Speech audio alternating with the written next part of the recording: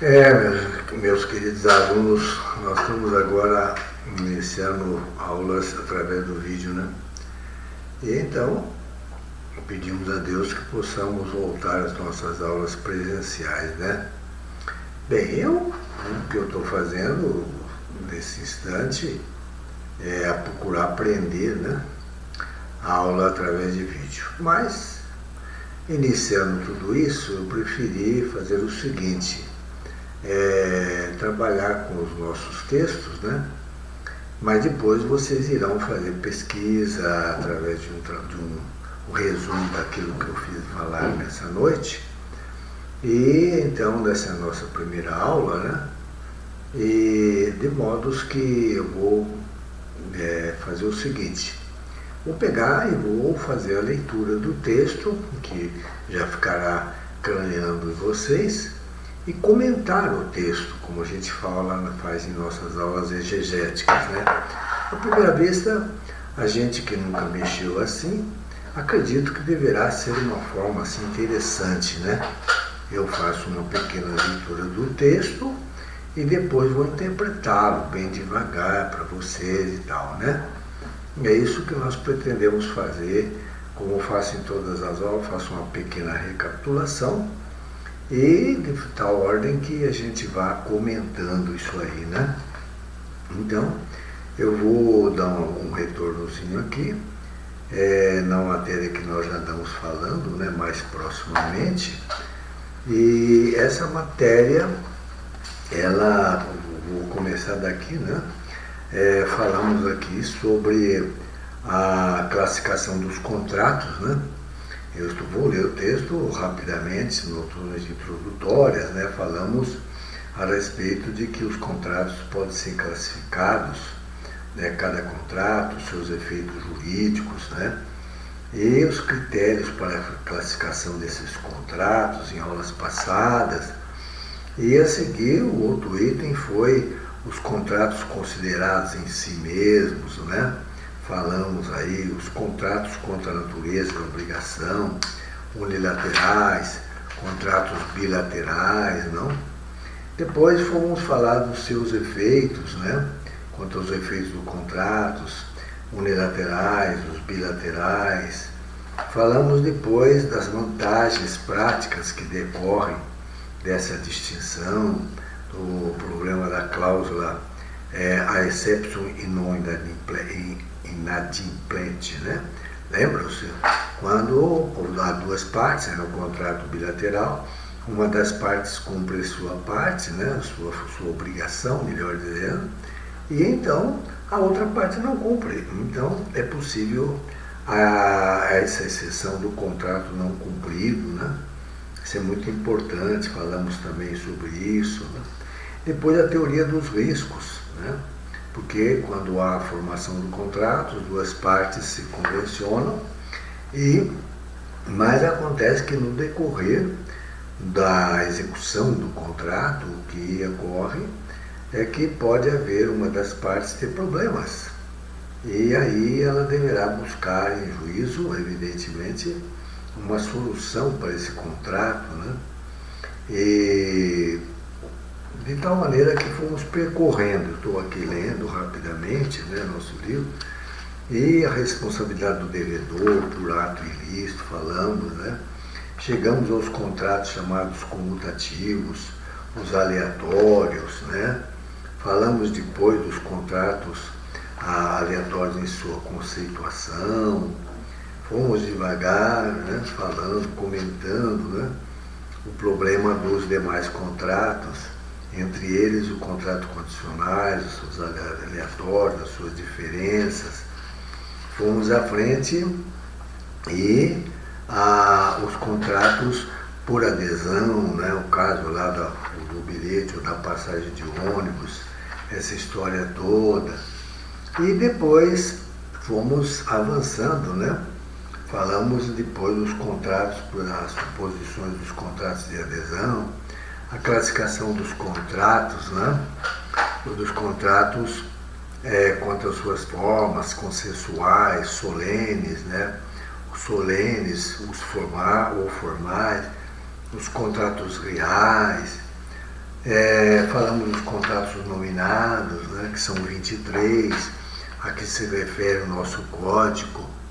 E também depois dizendo que existem os inominados. E eu me lembro que o Lucas fez até uma pergunta: professor, como é que poderemos construir um contrato inominado? Então dissemos que o inominado tem um objeto, fruto da inovação tecnológica dos nossos tempos, e a construção será quase naturalmente como um contrato nominado, né? Só que a caracterização do seu objeto, né, ela tem que obedecer, para se caracterizar esse objeto, os princípios gerais do direito, deverá evidentemente não ser contrário às normas públicas, não, falamos isso, os bons costumes, né? Enfim, eles podem ser construídos desta maneira e depois a caracterização do seu objeto seguindo esses princípios todos. E chegamos depois aos contratos quanto ao tempo de sua execução, né, de execução imediata, continuada, né, e a importância dessa classificação.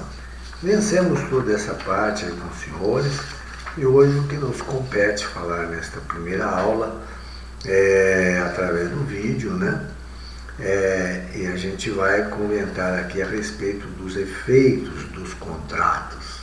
Efeitos dos contratos. Eu vou então fazer a leitura, como faria em sala, que acredito que ela é preciso ser feita, partindo do texto, porque haverá um momento em que os senhores consultarão a biblioteca virtual, todos os demais textos, e verão então. Eu parto aqui desse texto, que é da nossa autora, que é os efeitos do contrato, para comentá-los com os senhores. E, então, em noções gerais, o primeiro item diz que o principal efeito do contrato consiste em criar obrigações, né? Sendo um vínculo, estabelecendo, portanto, um vínculo jurídico entre as partes contratantes.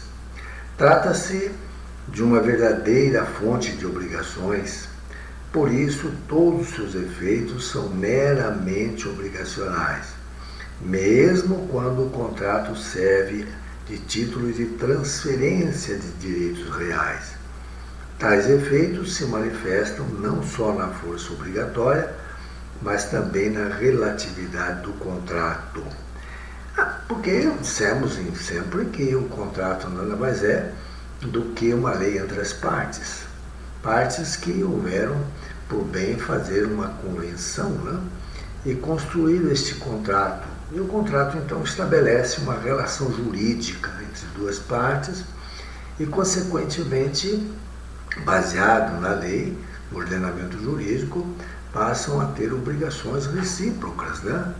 E mais no contrato, diz o texto, ele não só tem essa condição de verdadeira fonte de obrigações, porque a partir daí ambas as partes têm obrigações, né? Mas também o contrato pode servir como um título de transferência de direitos reais. O que são os direitos reais? Os direitos reais são aquele direito que nós temos, né, ao lado do direito pessoal. O direito pessoal é aquele direito que ocorre entre as pessoas, né? Já sabemos disso. Os direitos reais são aqueles que se referem à pessoa e ao objeto que ela detém, e que ela não só detém, mas é proprietária, porque deter é uma coisa e ser proprietária é outra. Neste caso, ela tem a posse. A detenção quer dizer tem a posse, mas ela também é proprietária. Proprietária é a pessoa que tem o domínio, né? A palavra domínio vem do latim dominus, né? Tem o domínio, né? É isto aí. No segundo momento, o outro item se refere aos efeitos jurídicos, né? Decorrentes da obrigatoriedade do contrato, né? Por que essa palavra obrigatoriedade do contrato? Porque o contrato, nós sabemos que ele faz lei entre as partes, né? É como se fosse a lei, uma lei entre as partes. Tanto é que um juiz, ao interpretar um contrato, e ele sendo, por exemplo, um contrato inominado, ele terá que se ater a todas as características do contrato, mas, evidentemente, quando o contrato é inominado, é como se fosse um contrato nominado, aqueles que estão mesmo elencados no nosso Código Civil, que são em número de 23. É como se fosse. Por que isso? É porque o contrato ele mesmo inominado, construído de acordo com aquelas características dos princípios gerais, etc., que falamos agora há pouco, ocorre que esse contrato em face daquilo que os romanos já falavam, né? E diziam que o contrato ele representa, ele está forjado naquele adágio, a pacta sunt servanda, o contrato faz lei entre as partes, né? Daí porque a obrigatoriedade do contrato, né? Então ele tem força de lei, tem uma força vinculante. Por quê? Porque ele estabelece, evidentemente, um pacto entre as pessoas, os contraentes ou os contratantes. E disso o contrato tem, portanto, uma força de lei entre as partes, né? Vinculando ao que pactuaram. Daí o que acontece? Decorrem algumas condições aí. A primeira é que cada contratante fica ligado ao contrato, né? sob pena de execução ou de responsabilidade por perdas e danos. Claro, cada parte, no momento que compactuaram, passaram a ter obrigações mútuas, né? E se uma delas não cumpri-las, ela pode ser, evidentemente, levada a uma execução forçada e, por outro lado, ela tem decorrência. Haverá responsabilidade daquele que não cumpriu, né? E então aquele que não cumpriu pode responder por perdas e danos. O segundo aspecto é que o contrato deve ser executado como se fosse lei para os que estipularam. Acabei de falar. Como se fosse lei, porque mesmo sendo inominado e não sendo um daqueles 23 do Código Civil, ele é um contrato, devido ao pacta sunt servanda. O terceiro aspecto é que o contrato é irretratável, é inalterável. Ou melhor, ao contraente não será permitido libertar-se ad nutum. Falamos em aulas passadas. A palavra ad nutum quer dizer a critério de uma das partes, né? O ad nutum, né? Do liame obrigacional, que apenas poderá ser desfeito com o consentimento de ambas as partes, né? Então, voltando aqui, ele não pode, né, ser desfeito por uma das partes sem consultar a outra. Por quê? Porque quando ele foi construído, foi elaborado, o contrato foi feito baseado em ambas as partes, não? De forma que o ad nutum aqui é uma expressão que eu já falei para os senhores em sala, é uma expressão quando, por exemplo, até brinquei, né? Quando o prefeito é eleito, né? O governador, o presidente da República, ele escolhe os seus secretários, não há concurso público para isso, são pessoas que ocupam cargos de confiança dele, né? Mas podem também ser demitidas ad nutum, quer dizer, ao seu bel prazer. No contrato isso não pode acontecer, né? Aí porque deverá ter o consentimento da outra parte, porque ambas fizeram esse contrato. E para ele ser desfeito, dissemos em aulas passadas que deverá haver um distrato. Então, ao contrário do contrato, estará o distrato, a menos que haja uma cláusula que o contratante se reserve o poder de exonerar-se do vínculo ou de alterar o contrato por sua exclusiva vontade, ou que esse efeito resulte da própria natureza do contrato, como ocorre com a fiança, sem prazo determinado. Isso está lá no artigo 835 do Código Civil, né? Poderá ser desfeito, etc., a não ser que haja alguma cláusula nele que possibilite isso aí, como o autor nos dá exemplo, né? Aqui citado, como ocorre com a fiança sem prazo determinado, sem um prazo determinado, né? Então, está no Código Civil 835. Agora, na relação de consumo, que é aquela que está ancorada, que está apoiada no Código do Consumidor, né? Poderá haver uma desistência do contrato e ali há uma norma de 7 dias contados da sua assinatura ou do ato de recebimento do produto ou serviço, sempre que a contratação do fornecimento se der fora daquele estabelecimento comercial, especialmente por telefone, por reembolso postal ou a domicílio. Aí é um caso excepcional, né? Porque o Código do Consumidor prevê que depois de a pessoa ter assinado esse contrato fora do, né? Ele ou ter feito o pedido fora do estabelecimento por telefone ou reembolso postal, ela terá o prazo para o desfazimento, né? Que é o distrato, né? Isso está na Lei 8.070/90, que é do Código do Consumidor, né? E aí diz o texto ainda, e os valores pagos serão devolvidos, monetariamente atualizados, mediante a restituição do produto. Logo, há casos em que o direito de arrependimento decorre da lei. Então agora começamos a falar em direito de arrependimento, não? O que será isso? Ele deve estar estabelecido, veremos isso aí logo no decorrer. E o aspecto 4 diz que o juiz, eu acabei de falar agora há pouco, ante a equiparação do contrato à lei, como?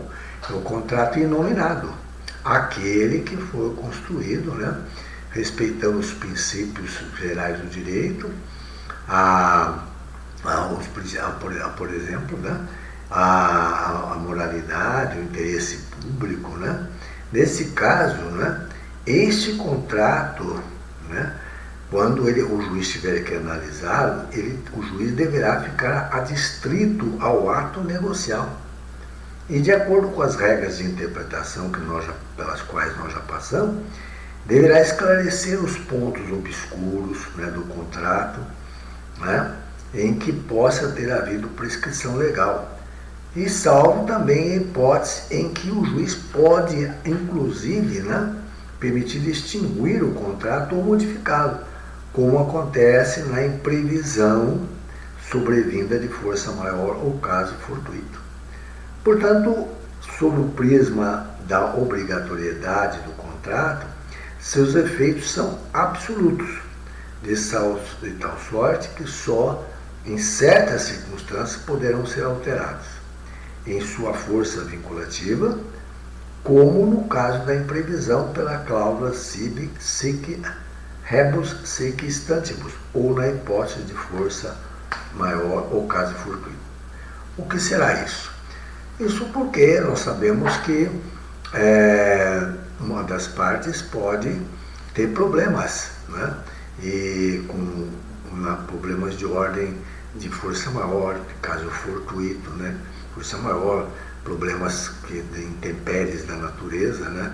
O caso fortuito, por exemplo, de um fio que possa se romper da energia elétrica, interrompendo a produção de uma fábrica, né, que deveria ter prazo para entregar um determinado produto. Então isso aí funciona como uma chamada dirimente de culpabilidade. Então essa parte deverá provar em juízo de que ela não teve culpa, porque ela poderia ter o contrato, ela não pôde cumprir a sua parte, e provando que a sua culpa, a culpa que aparentemente possa ser dela, não é dela, porque foi ocasionada, foi motivada por um caso maior ou por um caso fortuito. E evidentemente que essas circunstâncias também podem ocorrer naquele caso da imprevisibilidade, porque na elaboração do contrato as partes se acertaram, mas nós sabemos que no decurso da execução do contrato pode ocorrer causas adversas, fazendo com que haja o chamado desequilíbrio econômico entre as partes.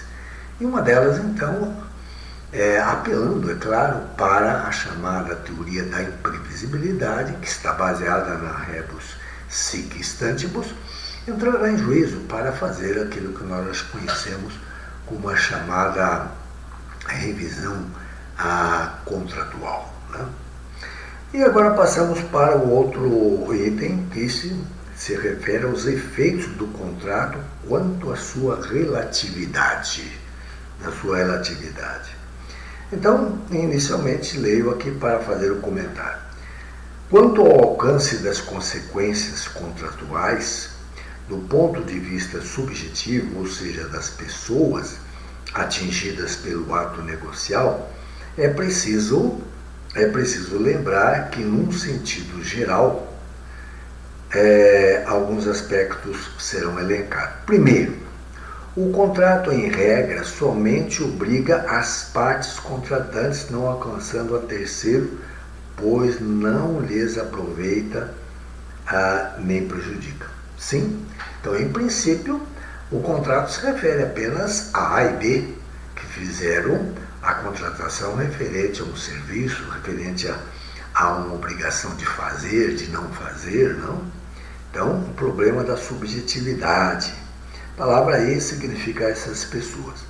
Mas o item seguinte diz assim: a obrigação contratual, exceto a personalíssima, paro aqui.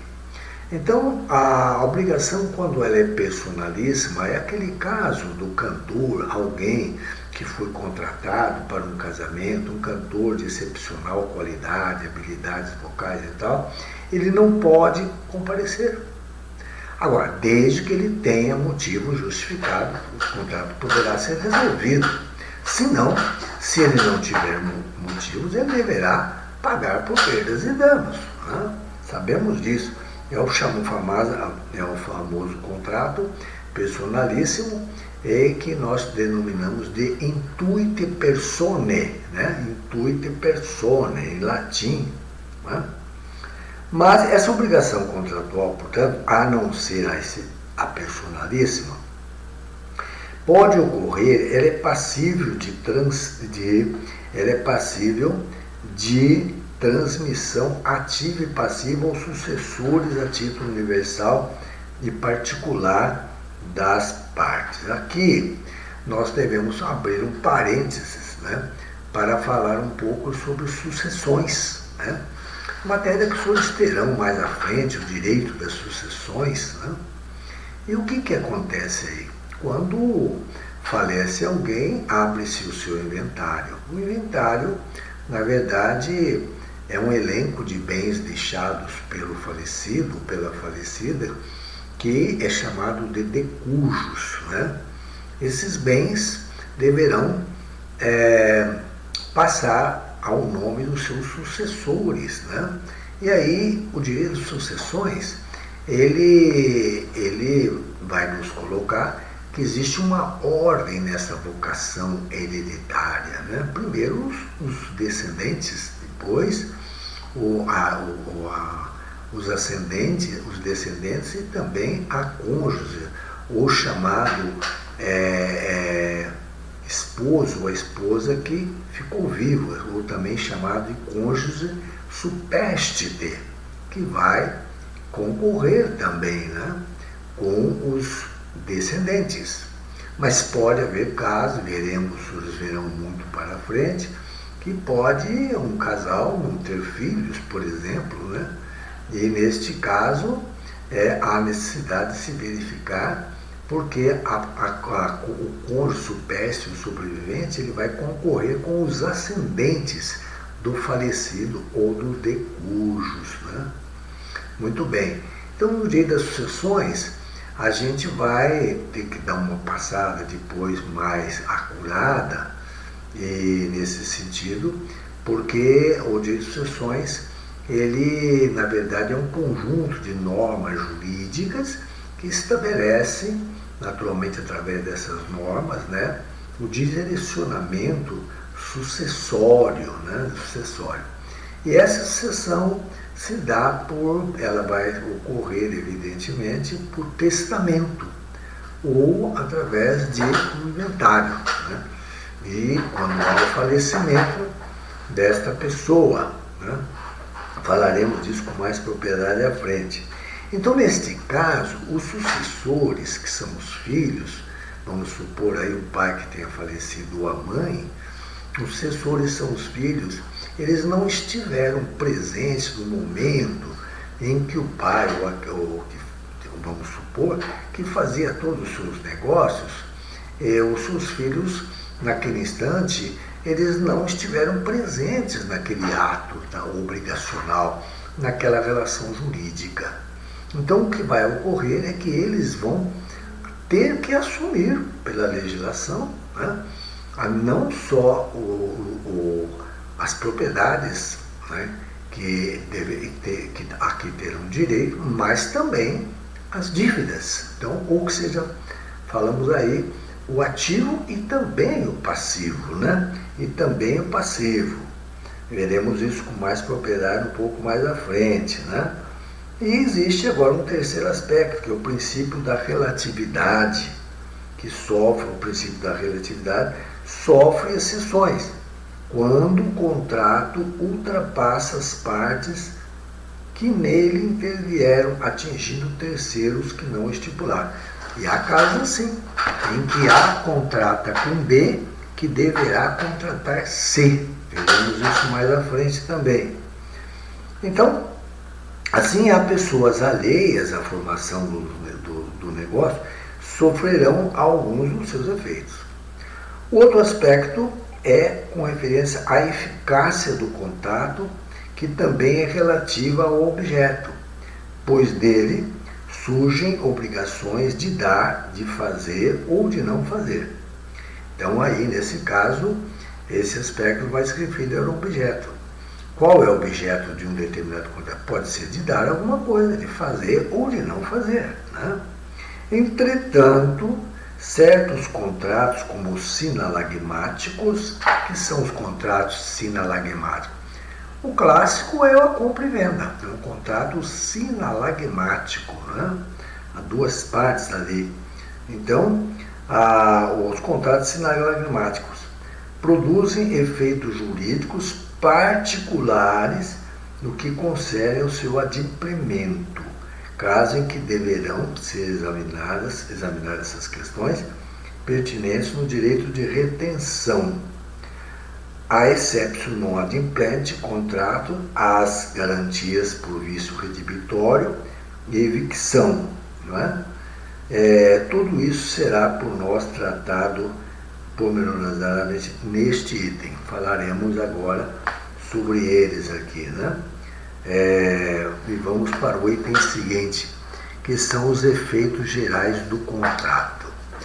Devagar nós iremos dissecando, iremos pormenorizando todos esses aspectos de tal arte que possamos deixar mais claro essa nossa digressão, juntamente com vocês aí, né?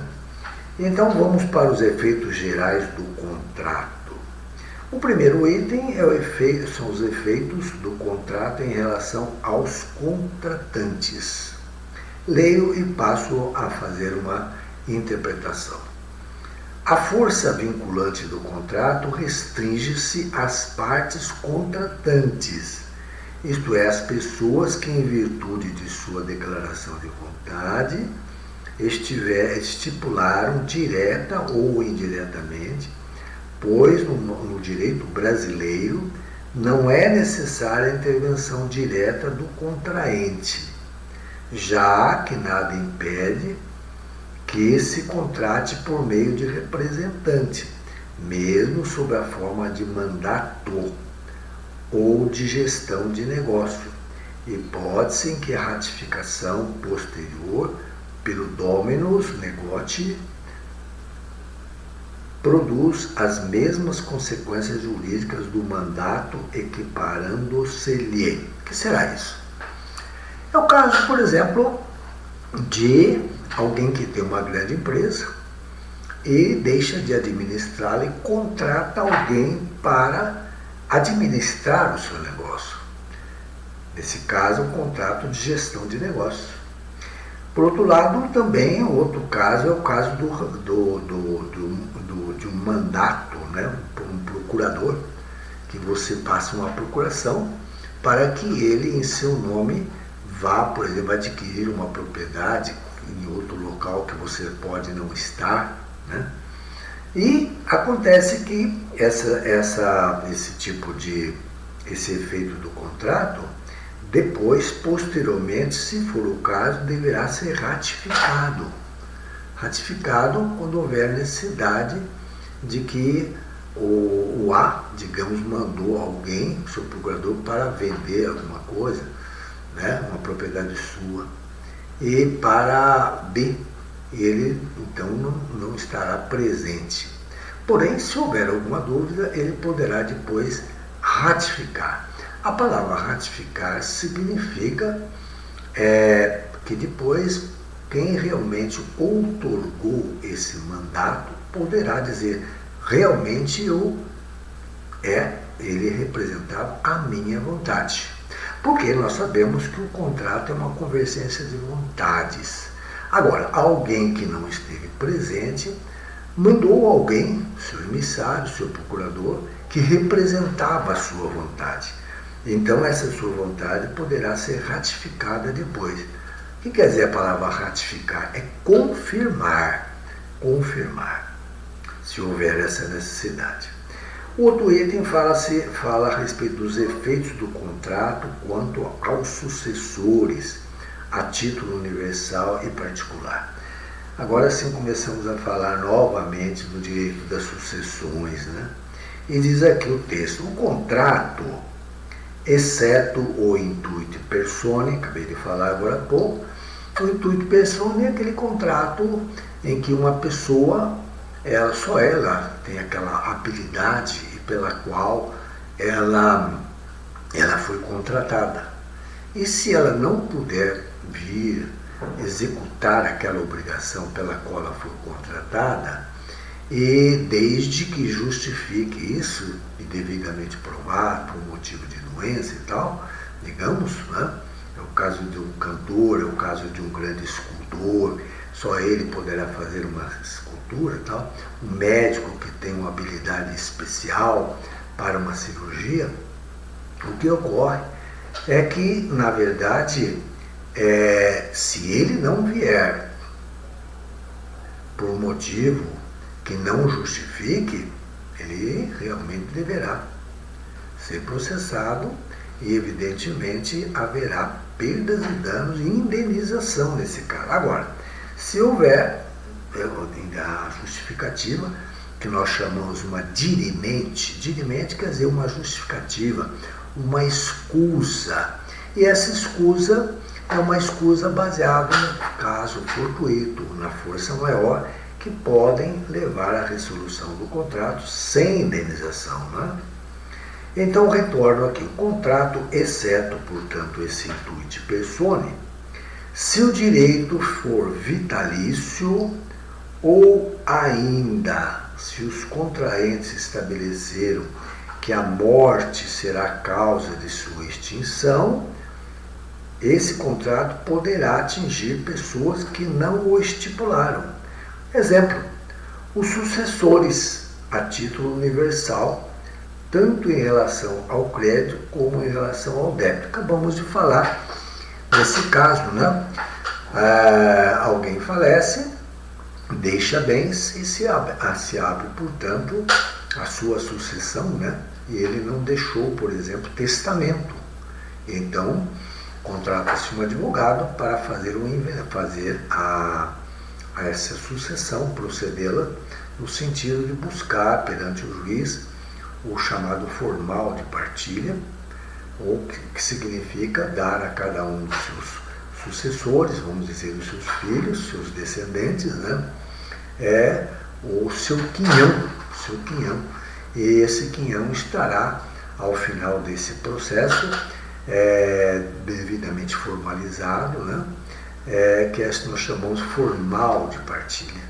E esse formal, nele estarão os novos donos ou proprietários daquilo que o pai, digamos, tinha, né, devidamente repartido, e será levado ao cartório de registro de imóveis, que significa porque as propriedades estão lá elencadas, devidamente registradas, em nome do pai, que já admitamos, né, quando vivo, é claro. E então, agora os seus sucessores é que passarão, evidentemente, com esse formal de partilha, estarem no nome deles agora, né? O nome deles devidamente registrado, o cartório de registro de imóveis, né? Esses sucessores, né, são chamados a título universal. E eles, evidentemente, eles vão suceder ao pai em tudo que o pai tinha, cada qual recebendo, na medida da sua proporção, um valor, né, em propriedades, vamos supor assim, né? E não só isso, mas também deverão acertar o débito que vai lhes competir. Então, em outras palavras, eles devem receber o ativo, que são propriedades, podem ser ações, né, etc., propriedades físicas, e também os débitos. Só que aqui, vamos ler daqui a pouco, cada qual pagará, né, débitos. De que maneira? Até a força da sua parte na herança. Ou seja, ele vai responder, pagar débitos proporcionalmente ao que ele recebeu. Isso é importante ser colocado aqui, né? Portanto, eu vou ler daqui a pouco sobre isso aqui. E já vou explicando. O crédito e o débito transmitem-se causa-morte, em face da morte de alguém, ao sucessor universal, que se investirá em todos os direitos creditórios e em todas as obrigações decorrentes do ato negocial, seja ele herdeiro, né, testamentário, quando? Porque às vezes o pai ele já tinha feito o testamento, então é chamado herdeiro testamentário. O abstentato, intestato, quer dizer, quando houve em face da causa da morte, em que não havia testamento. A palavra intestato é porque não houve testamento. Todavia, quanto ao passivo, quer dizer, aquilo que o decurso ou falecido devia, será de bom alvitre ressaltar que a herança responderá pelo pagamento das dívidas do decurso, quer dizer, do falecido. Mas, feita a partilha, cada herdeiro só se responsabilizará proporcionalmente à parte que lhe coube na herança. Está lá no artigo 1997 do Código Civil. Portanto, o herdeiro não responderá por encargos superiores às forças da herança, ou seja, superiores ao que ele recebeu por herança. Incumbe, porém, a ele, né, a prova do excesso, salvo se existir inventário que a escuse, demonstrando o valor dos bens herdados, né? Ou seja, poderá vir sobre ele débitos que ele deve pagar, e excessivamente ao que ele recebeu. Ele deverá demonstrar isso, né? Que ele não vai poder arcar com aquilo. Bem, aí continuando a leitura, vamos para o comentário de algo após. Os sucessores a título universal não são terceiros. Logo, o fato de assumirem na relação jurídica a posição do falecido não constitui propriamente exceção ao princípio da relatividade dos efeitos do contrato. O que é o princípio da relatividade? O princípio da relatividade é aquele que se refere com relação às pessoas. As pessoas, esse é o princípio da relatividade, né?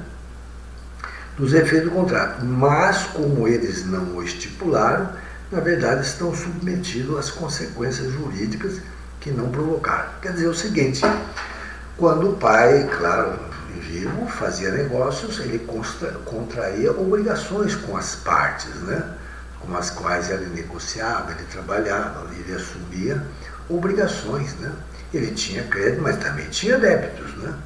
De modo que esses seus sucessores e os filhos não estavam presentes e não estipularam nada, né? Mas, por questão da herança, eles agora passam a ser os sucessores, né? Os sucessores dessa relação jurídica que houve outrora entre o decurso, o pai, vamos supor, né? E os seus credores agora, né?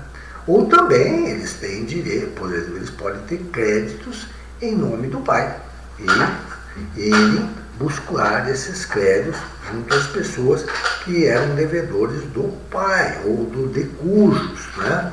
É o que nós estamos falando aqui. Muito bem. E aí, na sequência, o nosso texto aqui, ele trabalha sobre o seguinte, né? Os sucessores a título singular, que é uma diferença, né? Tem os sucessores a título universal e os chamados a título singular, como aquele que do cedente adquiriu um ou vários direitos determinados como o legatário, a não ser em situações excepcionais previstas em lei. São alheios também ao contrato. Que é o seguinte, é porque este pai, digamos, ele tinha uma série de bens, né? E o que nós vamos entender agora aqui é o problema da legítima. O que é isso aí? Porque um princípio básico no direito das sucessões é que uma pessoa, ela tem tantos bens, né? Ela sabe que não pode, por exemplo, ela pode negociar livremente seus bens, mas sabendo que tem que reservar a metade desses bens, que é chamada legítima, que deverá ser reservada sempre aos seus sucessores. Mas a outra parte, ele poderá legar, quer dizer, ele pode doar para alguém que não seja da família e realmente é chamado aí ao sucessor a título, né, singular, né, determinados bens. E dessa maneira, essa pessoa também estava alheia no momento do contrato. Mas, continuando, a cessão do contrato bilateral só será possível se ambas as partes consentirem nisso. Assim, nenhum contratante poderá ceder a sua parte no contrato sem a sua parte no contrato, né, sem o consentimento do outro, exceto, repito, se o cedente já cumpriu toda a obrigação assumida quando surgir como credor da outra, ou se configurar hipótese em que a lei dispensa tal anuência. Está lá no Decreto-Lei 5837, né? Vou explicar essa primeira parte. Então, o legatário que recebeu, né, desse decujus em vida, é claro, ele recebe essa parte, mas ele nunca participou. Agora, a outra hipótese que está sendo colocada é que, por exemplo, é alguém, né, que tem um crédito, o A, por exemplo, que tem um crédito junto a B, né, ele, num contrato bilateral, o A tinha um negócio com o B, mas o A tinha então um crédito contra o B, né? Tinha um crédito contra o B, mas o A devia para C, então devia para C e o B deveria pagar esse crédito que ele tinha, ou a dívida que ele tinha para com o A, mas o A então poderia dizer para o B, olha, esse valor que você me deve, que é um crédito, eu vou ceder para o C e vou dizer isso para você, estou te avisando, estou te notificando, porque quando houve o contrato entre A e B, então o B não sabia disso aí, mas então quando o A, agora chamado cedente, o crédito que ele tinha contra o B, ele deve avisar o B, porque o B, no momento de saldar essa dívida com o A, ele vai atrás do A e não atrás do B, porque ele não sabe. Então ele deverá ser avisado, né?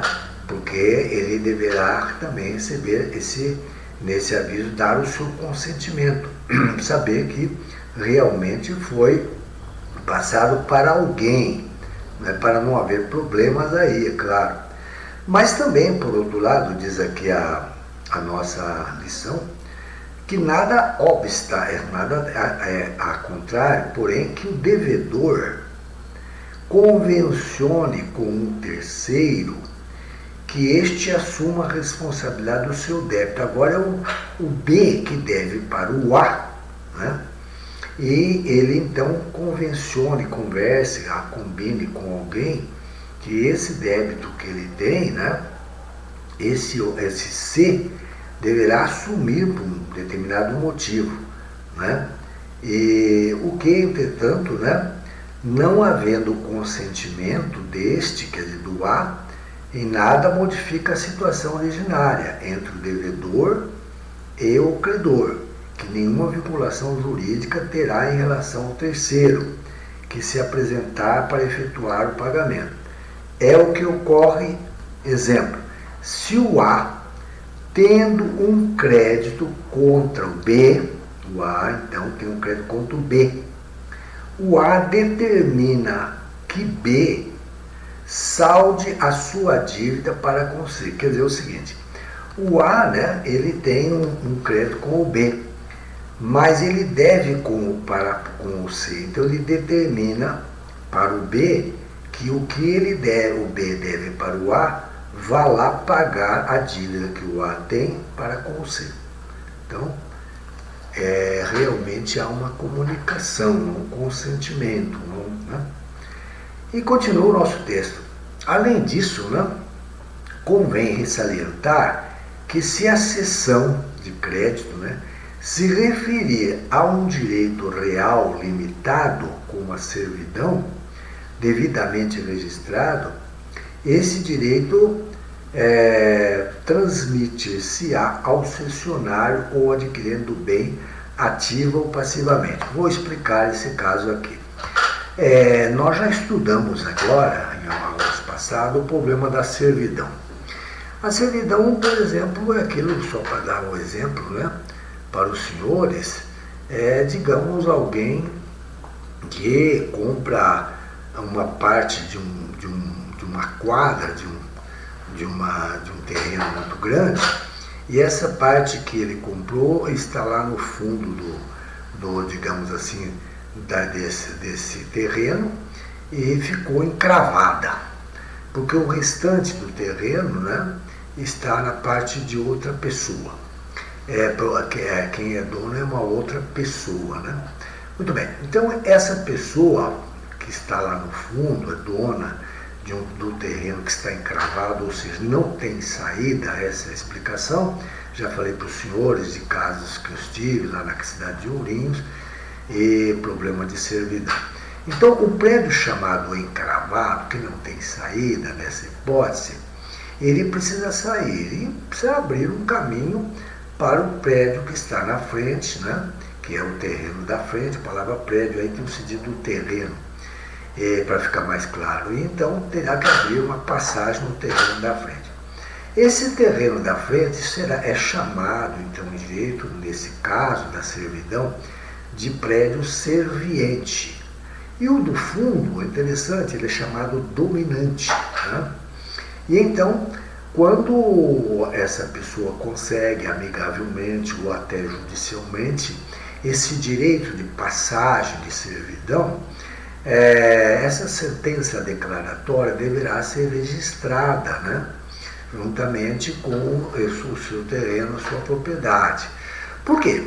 Porque na hora que ele vender, é claro, esse direito de servidão também vai ser passado àquela pessoa que se comprou esse terreno dele e, consequentemente, passa a ter esse direito de servidão, né?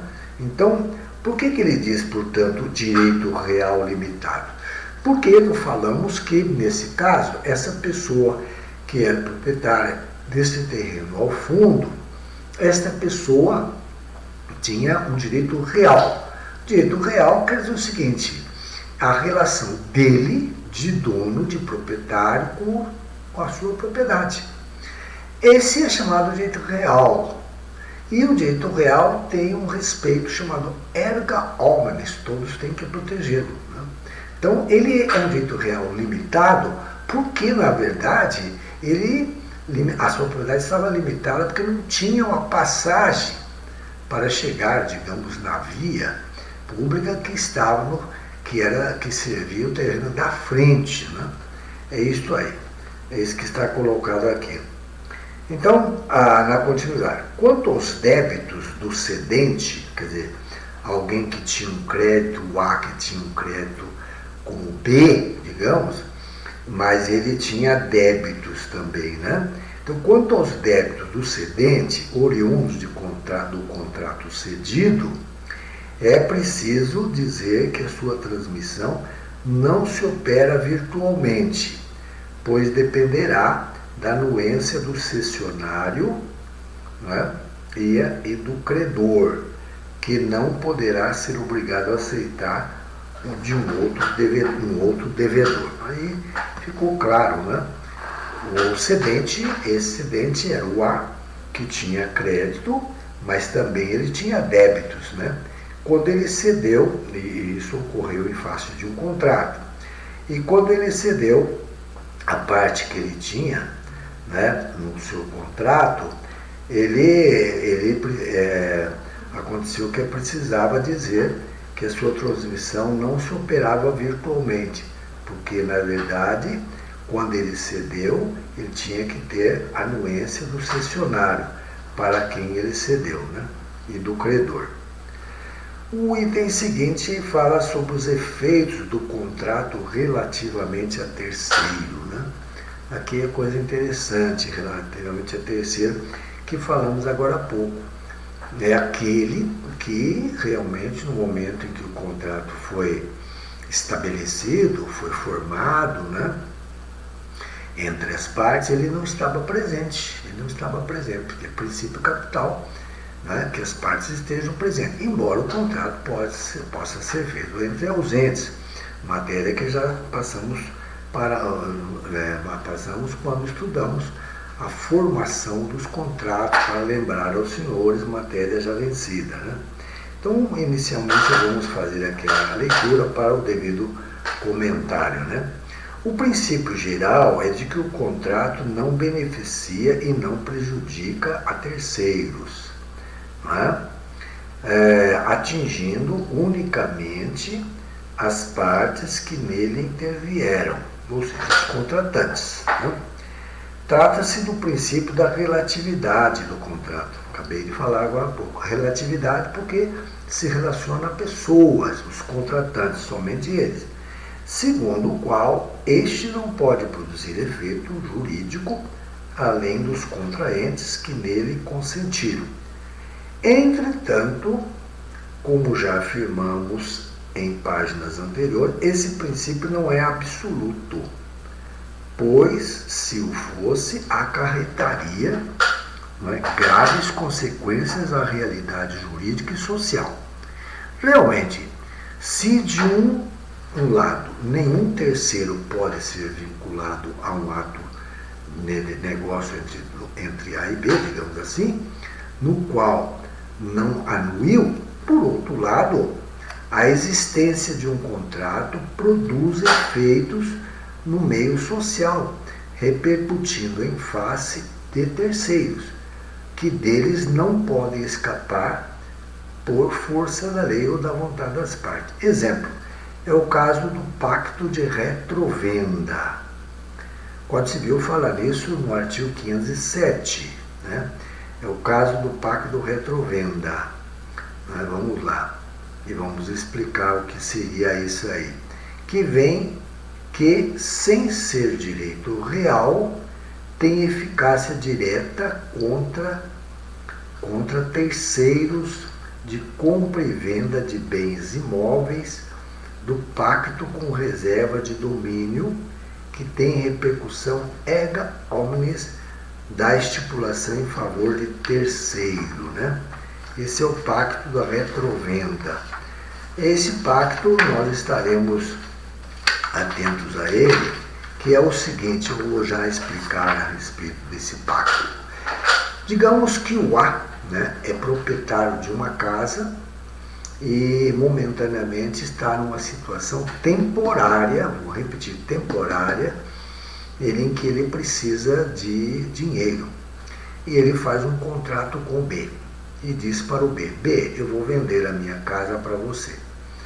E faremos um contrato que dentro de 3 anos, ele estipula um prazo, eu voltarei a comprar a minha casa pelo valor que vamos estipular aqui, né? Então esse é o chamado pacto de retrovenda, em que o B, depois desses 3 anos, o que acontece é que esse B aí deverá vender a casa para o A, que era o antigo dono. Então o A, repetindo, o A, portanto, era o antigo dono da casa.